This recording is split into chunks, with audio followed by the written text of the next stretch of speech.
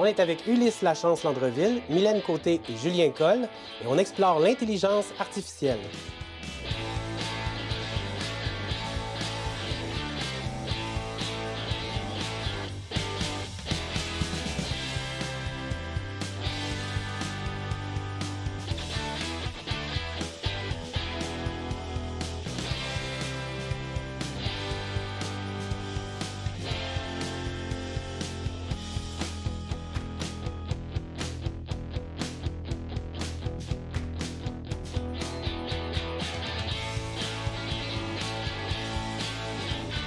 À Hôtel Central, on explore toutes sortes de sujets bien rigolos dans le plaisir et l'agrément.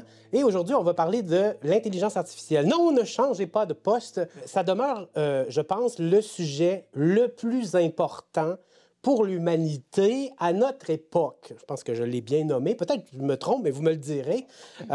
Déjà, en partant, je veux savoir comment est-ce que tu es entré dans la sphère de l'intelligence artificielle, dans le fond? Bien, moi, c'est Mylène Côté. Je suis au Centre de développement et de recherche en intelligence numérique, le CEDRIN, à Matane, depuis 2015. Et depuis l'année passée, je suis à la co-direction. Alors, c'est vraiment, comme on est un centre affilié au collège avec notre expertise en intelligence artificielle, bien, depuis 2000, environ 17, on a commencé vraiment à modifier notre offre de services pour faire des projets en intelligence artificielle avec nos partenaires. OK. Voilà. Puis de ton côté? De mon côté, je m'appelle Ulysse Lachance-Landreville. Je suis photographe et finissant en photographie. J'utilise beaucoup l'intelligence artificielle comme un outil à l'école et non comme une méthode de triche. Fait que j'ai donné des formations au cégep dans un cours pour justement montrer comment on pouvait s'en servir de la bonne manière. Ah, donc se servir de l'intelligence artificielle Ouais. comme d'un outil, mais Ça, pas pour exactement. tricher. Là. Ça se peut, ça. Exactement. On va voir ça. Et de ton côté? Moi, je suis l'autre versant du CEDRIN, donc l'autre personne à la co-direction. J'aide Mylène dans la gestion du centre. Moi, je suis basé à Montréal. Je suis plus en lien avec le secteur du divertissement, qui est comme l'axe principal de recherche au CEDRIN. L'intelligence artificielle, c'est un sujet large. Et déjà, maintenant, même, c'est un mot qui est un petit peu galvaudé, parce que ça veut dire tout et n'importe quoi. Nous, en gros, comme disait Mylène, on utilise l'intelligence artificielle dans des axes précis en lien avec le secteur du divertissement. Donc tout ce qui est rendu, animation, département 3D par exemple, on forme des animateurs 3D qui utilisent des outils qui ressemblent beaucoup, on va dire, à de l'animation à la main, comme vous pouvez voir avec des marionnettes. L'intelligence artificielle, ce qu'elle permettrait de faire, en fait, c'est un outil qui permettrait d'automatiser certaines portions de ce processus-là pour le rendre beaucoup plus rapide. Nous, notre vision de l'utilisation de l'intelligence artificielle, en fait, puis c'est un enjeu qui ressort souvent, c'est pas remplacer les utilisateurs ou les travailleurs, on va dire, mais c'est vraiment leur donner un outil supplémentaire pour leur permettre dans le secteur artistique, diminuer les tâches qui ne sont pas artistiques et leur donner plus de temps pour faire des tâches artistiques. Parce qu'on fait un département de photo ou 3D, on nous apprend l'art, on nous apprend plein de choses. Malheureusement, quand on arrive, puis je pense que tu pourras en parler, là, mais quand on arrive sur le secteur, en fait, ce qu'on a appris, puis on a été formé pour, c'est 20% de ce qu'on va faire. Ouais. Parce que c'est pas ça qui génère le profit dans les compagnies. Et malheureusement, c'est des enjeux. Donc, nous, c'est une vision de dire comment on fait pour diminuer ce montant-là de temps que les artistes font, pour leur donner plus de temps pour être créatifs. Donc, l'intelligence artificielle, puisqu'on essayait de dresser un portrait, là, on l'a dressé parce que le CEDRIN fait, mais c'est donc d'entraîner la machine à faire des choix, d'entraîner la machine à reconnaître des langages et à pouvoir les discriminer. Concrètement, c'est ça. Si on veut vraiment simplifier ça, en fait, quand on parle d'intelligence artificielle, actuellement, il faut imaginer comme un enfant à qui on va apprendre une tâche très précise, puis on va lui demander d'être le plus efficace pour accomplir cette tâche-là. C'est-à-dire que si on l'entraîne mal, la tâche va pas bien se faire, il va y avoir des problématiques et tout ça, mais c'est là où en fait le mot intelligence artificielle il est un petit peu galvaudé, c'est que on appelle ça de l'intelligence, mais ça n'est pas vraiment en fait. On entraîne quelque chose pour devenir très fort dans un point précis. Donc ça peut être utilisé dans plein de secteurs, en santé, partout en fait. Mais par contre, ce que ça permet d'avoir des outils qu'après les humains peuvent utiliser et qui va être un allié pour réaliser des tâches parce que le modèle en fait est très bon pour faire une tâche précise. Donc c'est vraiment comme ça, en fait, l'intelligence artificielle pour l'instant. Mais pourquoi Joshua Bengio, qui est un spécialiste montréalais de l'intelligence artificielle, s'énerve? Puisqu'il est vraiment en train d'expliquer qu'en fait, c'est potentiellement ça pourrait être très dangereux. Là. Pour ça, je disais pour l'instant, c'est parce qu'en fait, il y a des compagnies qui essayent aussi de développer des intelligences artificielles qui sont conscientes. OK. Donc, et ça, c'est problématique, en gros, parce que c'est un petit peu l'homme qui essaye de jouer à Dieu. Là. Toi, tu t'en sers déjà de l'intelligence artificielle. T'es déjà rendu là, toi. Oui, Okay. vraiment. Puis là, tu disais tantôt pas pour tricher. Fait que concrètement, tu sais, mettons, une affaire que tu utilises souvent, puis pourquoi?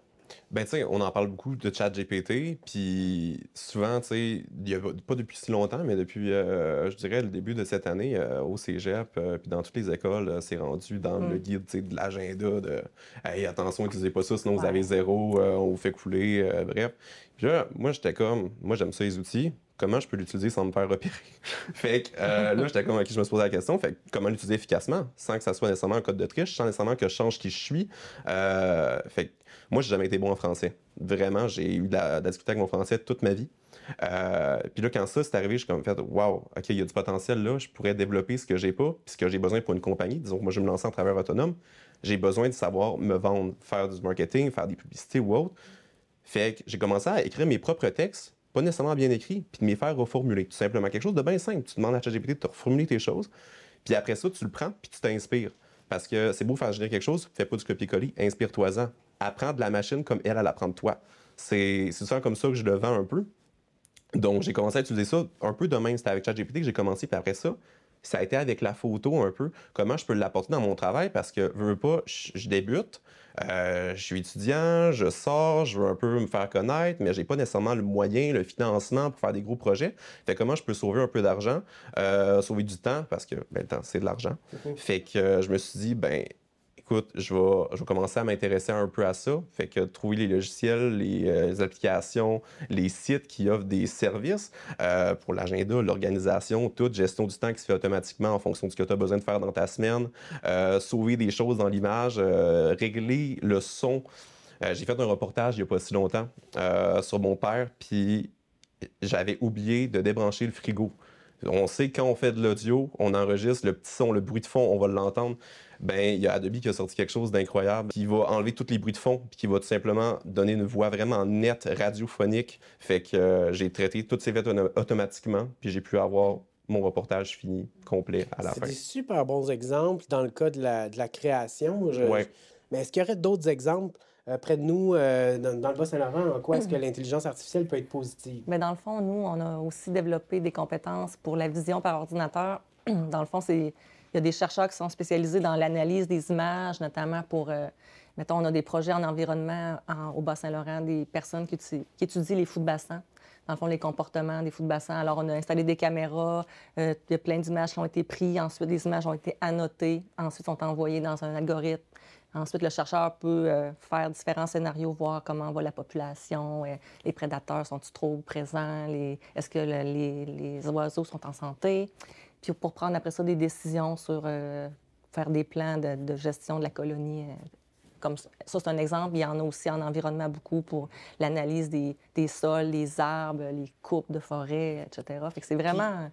L'intelligence artificielle vient faire quoi? Oui, dans le fond, les images satellites ou les images de drones sont envoyés dans l'intelligence artificielle, puis dans le fond, ils sortent des modèles prédictifs. Au lieu que ce soit quelqu'un qui aille sur chaque image dire « OK, ça, il n'y a pas d'arbre là ou l'arbre là est mort », bien, c'est l'intelligence artificielle qui dit « Ça, c'est un arbre mort. Ça, c'est un arbre en santé. Ça, c'est un arbre de 2 ans et moins. » En gros, dès qu'on a beaucoup de données qui sont bien classifiées, ben, on peut s'en servir en intelligence artificielle parce que le principe de l'intelligence artificielle, c'est qu'il va prendre toutes ces données-là, puis il va faire une moyenne par rapport à ce qu'on lui demande. Donc, c'est super intéressant. Et puis, on peut s'en servir aussi pour lui laisser l'opportunité de prédire des choses. Comme par exemple, on a plein de données au niveau des forêts ou des choses comme ça. Ben, on pourrait voir est-ce que l'intelligence artificielle est capable de prédire des choses que les chercheurs ne se sont jamais posées comme question ou autres. Et donc, du coup, ça aide aussi à ouvrir des pas en fait, de réflexion. Parce que des fois, il y a des liens qu'on n'a pas faits, mais que la machine, elle, vu qu'elle voit en fait, un pattern qui se répète, elle va dire, moi, je trouve que ça se répète souvent, donc ça, c'est potentiellement quelque chose. Oui, comme pour la gestion durable d'un territoire. Ou, Exactement. OK, donc pour aider l'environnement. Et en fait, ça prend d'avoir beaucoup d'informations bien identifiées, classées, etc. Puis après, avec toutes ces données-là, on voit qu'est-ce qu'on fait avec, puis qu'est-ce qu'on demande en fait au modèle.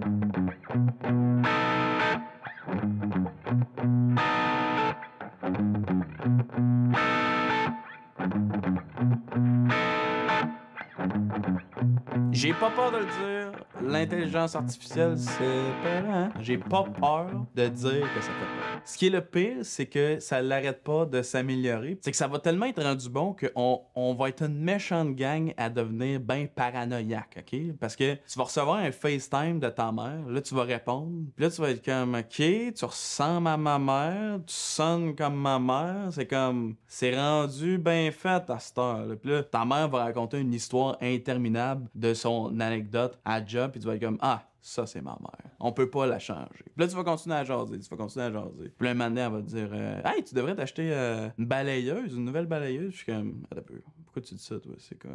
Es-tu un robot? Ou elle est comme, non, c'est juste que les balayeuses à cette heure, c'est tellement super puissant et économique. Puis je suis comme, pardon? Puis là, au même moment, tu reçois un appel sur ton cell de ta mère. Puis là, t'es comme, hey! C'est quoi, là, toi, là? T'es pas ma mère, t'es une compagnie de balayeuses? Moi, je t'ai dit plein d'affaires, là, pendant notre FaceTime, des affaires intimes. Et là, moi, je parlais à une compagnie de balayeuses. Eh ben, je vais t'en acheter une, OK? Parce que j'en ai besoin. Et ton pitch de vente a été bon. Mais tu m'as quand même entourloupé, espèce de compagnie de balayeuses qui se prend pour ma mère, OK? Fait que là, je suis un peu en colère, mais félicitations parce que ça marche. Tu sais que je trosse ma mère puis que je vais l'écouter, coûte que coûte. Surtout sur le ménage. Félicitations, je vais l'acheter de balayeuse. Hein? Plein prix. Non, je veux pas de rabais. Plein prix, je vais l'acheter. Hein?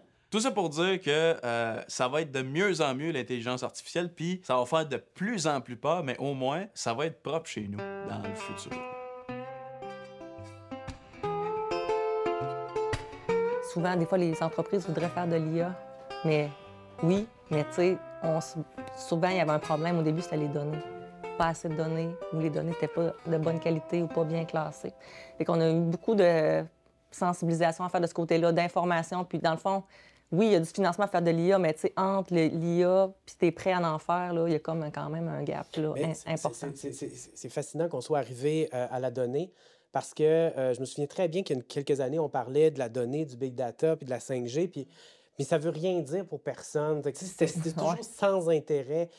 La donnée, justement, puis l'ensemble, l'énormité des données, la précision des données, peuvent nous donner des modèles qui, à terme, peuvent faire des changements majeurs, même pour un petit entrepreneur ou une petite business, si il est capable de récolter puis structurer ces données. Puis maintenant, il y a aussi des logiciels pour aider à y arriver, là, finalement.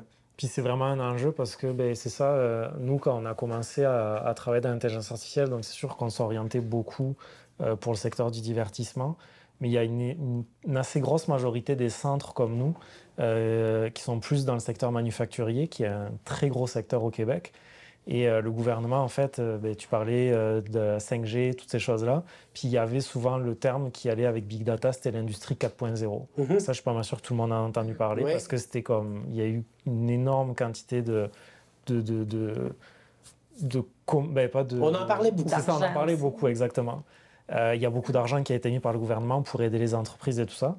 Puis, pour rejoindre ce que Mylène disait, souvent, en fait, il y avait des compagnies qui venaient nous voir, puis ils n'étaient même pas au 2.0. C'est ça. C'est-à-dire qu'ils arrivaient, en fait, ils avaient des cartables de données. Mais en fait, il faut qu'on les numérise, ces informations-là. Ça prend, en fait, d'avoir un écosystème déjà en place pour venir implémenter un modèle qui va se nourrir des données. Et en fait, c'est là, mais c'est très dispendieux de faire tout ce cheminement-là. Puis comme disait Mylène, souvent, les compagnies, ça les décourageait un petit peu parce que, oui, elles ont des données, mais en fait, c'est des données qui ne sont pas utilisables. Donc, on peut transposer ce modèle-là à l'agriculture, dans n'importe quel domaine. En santé, en fait, on peut... La santé, là, c'est quand même un gros problème au Québec, on s'entend. Là. Ce qui fait que de l'intelligence artificielle, donc du traitement de données à haute vitesse avec précision, ça nous permettrait de désengorger le système de santé. C'est presque inévitable. Ben, vous accélérez, dans le fond, les diagnostics, donner les bons traitements. Des recherches médicales, C'est ça. complètement Puis au niveau hallucinant. agriculture, oui. Au niveau agriculture, il y a énormément de recherches qui sont faites. Quand, par exemple, on fait voler des drones, ben, d'être capable de déterminer est-ce que, genre, mon sol est malade, est-ce qu'il y a besoin de certaines choses, est-ce que je dois laisser les plantations se reposer, etc. Puis tout ça, en fait, il y a de plus en plus de compagnies qui le développent pour aider les agriculteurs, en fait, à mieux travailler, on va dire, plus en Planifier leur adéquation avec le sol et tout ça. Là. Par contre, là, ça nous amène à quelque chose de dangereux. On n'a pas le choix, d'en parler. Ben, là. C'est comme... Parce que là, on a parlé de ce qui est bien et de ce qu'on peut faire de bien, mais tu l'as dit, là, tu utilisais ça dans tes créations comme un outil, mais je ne fais pas semblant, tu sais qu'on peut l'utiliser aussi De la mauvaise manière. pour faire ces choses à sa place. Est-ce que c'est vrai déjà qu'on peut faire le travail par une IA? On peut, mais ça se voit. Ouais. À l'heure actuelle, ça se voit. À l'heure actuelle, ça se voit.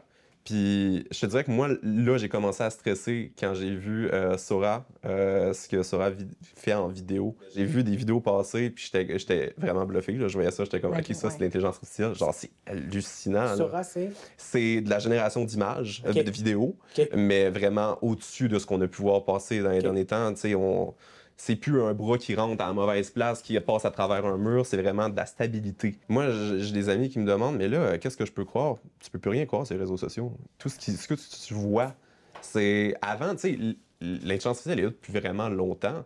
Mais avant, c'était des algorithmes, c'était pas du visuel, c'était pas de l'audio. Maintenant, on le voit, puis c'est là que la peur a embarqué, je trouve, dans les dernières années. Il y a ce qu'on appelle des deepfakes. Des deepfakes, ouais. Et les deepfakes, en fait, c'est de la vidéo. En fait, on prend un modèle, on lui donne plein de vidéos, par exemple de Barack Obama ou n'importe quoi. Ouais. Puis, en fait, lui, il analyse la voix, l'image, tout ça. Puis après, on peut lui faire dire n'importe quoi. Ce qu'on veut, en Ce fait. qu'on veut. Puis ça, c'est déjà... ça marche très bien. Il y a des compagnies d'effets visuels qui s'en servent pour... quand ils ont besoin, parce qu'un acteur est mort pendant le tournage ou Ouais. des choses comme ça, ou rajeunir un acteur ou des choses comme ça. Ils s'en servent déjà de technologies assez similaires, mais ça reste qu'un artiste doit repasser derrière. Maintenant, il y a des technologies qui, au niveau IA qui sont rendues vraiment bonnes, mais on entend quand même, si on fait attention, on entend quand même qu'il y a quelque chose de pas normal, on va dire, OK. mais ça s'améliore de jour en jour. Et donc ça, oui, c'est problématique. Puis ça amène le fait un petit peu comme avec l'ouverture d'Internet et tout ça. On a accès à plein d'informations, mais on a aussi accès à plein de choses. Donc du coup, ça force les gens aussi à développer leur recul par rapport à ce qu'ils lisent, par rapport à ce qu'ils voient, puis de toujours contre-vérifier ce qu'ils entendent OK. pour être sûr que... De développer la pensée critique, en fait. Exactement. Là. Puis est-ce que vous trouvez que les gouvernements, les politiques, les maires, mairesses, les gens, est-ce que les gens sont vraiment au courant puis assez alarmés ou intéressés par ce qui se passe à l'heure actuelle? Ou... Il y a des questions quand même qui sont soulevées par le gouvernement, par tout ce qui est la loi, etc., pour assurer qu'on fasse attention Avec les données personnelles. avec les données personnelles, avec toutes ces choses-là. Mais c'est sûr que de toute façon, le ou les gouvernements sont toujours en retard par rapport à la recherche. Parce que c'est long de légiférer. Ouais. On ne peut pas suivre la cadence, Ouais. surtout dans des aspects technologiques comme le numérique où ça va très vite. Ouais. C'est infaisable de suivre. Donc c'est sûr qu'il y aura toujours un pas de retard, on va dire, par rapport à ce qui se fait. Mais il y a des choses qui se font aux États-Unis, en Europe, au Canada. Les gens sont conscientisés par rapport à ça. Puis il y a un nouvel enjeu aussi qui commence à émerger, c'est l'impact écologique de l'IA. Parce que ça, c'est aussi un énorme enjeu par rapport à ça. Tu prenais l'exemple de te servir de ChatGPT pour reformuler ta phrase. Ça, c'est une bonne utilisation, mais il y a du monde qui sert de ChatGPT pour corriger leurs phrases. Ouais, puis ça, non. Et ça, c'est vraiment pas bon parce que ChatGPT n'est pas fait pour ça. Donc déjà, il peut créer des erreurs dans la oui. formulation. Ben oui. Puis deuxièmement, des correcteurs orthographiques comme Doride, non, Antidote, Acrobat, attends, ouais. Antidote, qui marche très bien, qui consomme 1 millième de ce que consomme ChatGPT pour exactement la même requête. OK. C'est ça aussi, c'est que c'est comme pêcher avec un bazooka, en fait. Ouais. C'est à peu près la même C'est bien chose. dit. Donc, il faut faire attention aussi comment on s'en sert. Et c'est pour ça aussi qu'il y a des gens comme je suis à Benjo qui commencent aussi à tirer la sonnette d'alarme parce qu'il y a plein d'impacts par rapport à la désinformation, par rapport à l'écologie, par rapport à ce que des grosses compagnies commencent à faire. Prenez l'exemple d'OpenAI. OpenAI, ben, en fait, ils ont signé une entente avec Microsoft. Puis ben, le but, c'est que ça soit la même entreprise à la fin. Donc, ils veulent faire des choses ensemble et tout ça. Mais ça reste que s'il y a des super corporations qui se mettent en place avec des outils d'eux-mêmes, ben, c'est problématique parce que ça limite l'accès aussi à des gens de l'utiliser par la suite. Parce que pour l'instant, tout est gratuit, ou la plupart. Mais ça va être gratuit jusqu'au moment où ils vont se rendre compte qu'il n'y a plus de concurrence. Ouais. Quand il n'y aura plus de concurrence, ça sera plus gratuit. Je pense que ça met en lumière l'importance de l'implication. Étonnamment, OK? Là, suivez-moi, OK? Je pense que ça met en lumière l'importance de l'implication citoyenne, mais aussi l'importance justement de la transmission des connaissances, de la vulgarisation pour qu'on comprenne. Dans le fond, qu'est-ce qui se passe? C'est un peu ça à l'heure actuelle. Là. Le commun des mortels ne voit pas ça, puis il n'est pas en mesure de lever le poing puis de dire « Ouais, non, il faut qu'on contrôle ça puis qu'on travaille. » Moi, ce que j'ai vu dans les dernières années, c'est que beaucoup dans l'industrie, puis ça, oui, là, l'IA, puis il y a plein de financements, puis il y a plein de monde qui pense à ça, mais je trouve qu'au niveau de l'éducation, on le voit pas tant que ça. Qu'est-ce que ça pourrait faire, l'IA? Je vois pas beaucoup de... Il n'y a pas de cours à l'école, là, vraiment, sur l'IA. C'est pas intégré parce que l'éducation, c'est long aussi avant qu'il y ait avant que ça change. C'est plus lent. Fait au niveau régional, le Cédrin, en tout cas, on a vraiment une vision de participer à ça au niveau des jeunes, de la formation. On a des projets de peut-être un camp d'été en IA. Ensuite de ça, des journées de sensibilisation dans les écoles secondaires. Puis je trouve que c'est comme une belle investissement, mettons, de ce qu'on prend, de tout les compétences qu'on ramasse dans nos projets de recherche et développement, de les retransférer aussi là-dedans. Puis ça intéresse les jeunes. T'es jeune, toi? Oui, je suis jeune. Je suis quand même très jeune. Mais ça intéresse les jeunes, pour vrai. Ça intéresse le monde, puis ça fait peur en même temps pour beaucoup de monde. Et je te dirais que c'est pas juste ma génération qui a peur, c'est aussi les générations au-dessus. Puis ça fait un clash parce que autant on en a peur, autant on peut pas s'empêcher d'utiliser des outils puis d'être curieux, d'aller voir qu'est-ce qui se passe là. Puis j'en parle souvent avec des profs, mais tu sais, il y en a qui sont très fermés là-dessus. Puis moi, je suis vraiment du côté, en tout cas en photo, je suis du côté qu'il faut penser avec la post-prod et non tout faire à la prise de vue. J'aime utiliser les outils de post-prod, j'aime ça passer des heures derrière mon ordinateur à utiliser les outils. Mais ça fait peur à du monde, ça. Il y a du monde qui est comme, on se referme chez nous, on arrête de socialiser, on perd ça. Puis oui, il faut être capable de se mettre des limites. Puis à notre point, au niveau de l'éducation aussi, quelque chose que je me suis rendu compte, c'est que les nouvelles générations, il y a un risque en fait parce que étant né dans un ensemble de technologies déjà existantes, il y a une utilisation des technologies, mais il y a un manque de compréhension des technologies. Alors que moi je suis la génération juste avant, on est arrivé, il y avait plein de technologies, mais il y a plein de technologies qui ont émergé pendant qu'on grandissait, ce qui fait qu'on avait plus une vision de bidouiller des choses, d'essayer de comprendre comment ça marchait. Et c'est un problème, en fait, de juste utiliser sans comprendre. Oui, exact. Parce que là, il y a un enjeu, en fait, qu'on ne comprenne plus les limitations, qu'on ne comprenne plus les impacts.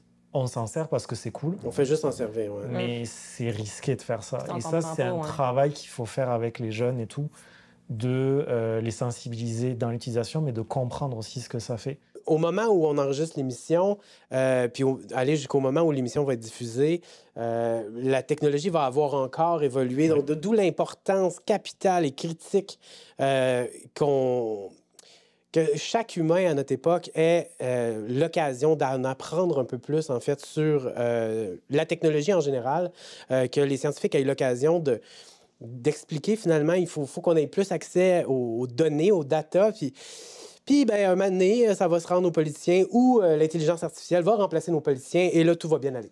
Alors, je vous remercie d'avoir participé à cet épisode d'Hôtel Central. C'était fort enrichissant et hyper pertinent. Merci beaucoup. Merci beaucoup. Merci.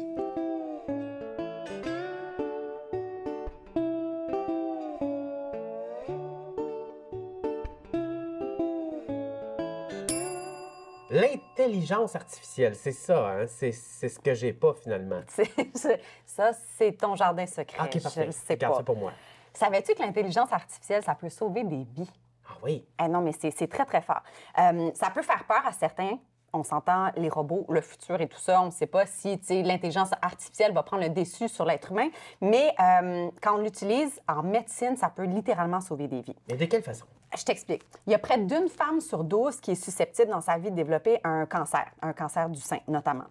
Et l'intelligence artificielle peut aider à détecter ces cancers-là dans le corps des femmes. C'est fascinant. C'est une étude qui a été réalisée en Suède, qui a été publiée au début du mois d'août, donc c'est quand même récent. Et il y a un logiciel d'intelligence artificielle qui semble être en mesure de réduire la charge de travail des radiologues dans le dépistage du cancer du sein. Fait habituellement, quand on fait une radiologie, une radiographie des seins d'une dame qui pourrait potentiellement avoir le cancer du sein, il y a 2 radiologues qui vont regarder ça puis qui vont déterminer si oui ou non c'est un cancer. Et là, ce qu'on a fait, c'est qu'on a pris, pris 80 000 femmes qu'on a divisées en 2 groupes. Et il y a un premier groupe que la mammographie était détectée de manière classique, donc 2 radiologues indépendants. Et le deuxième groupe, on a pris l'intelligence artificielle et un radiologue.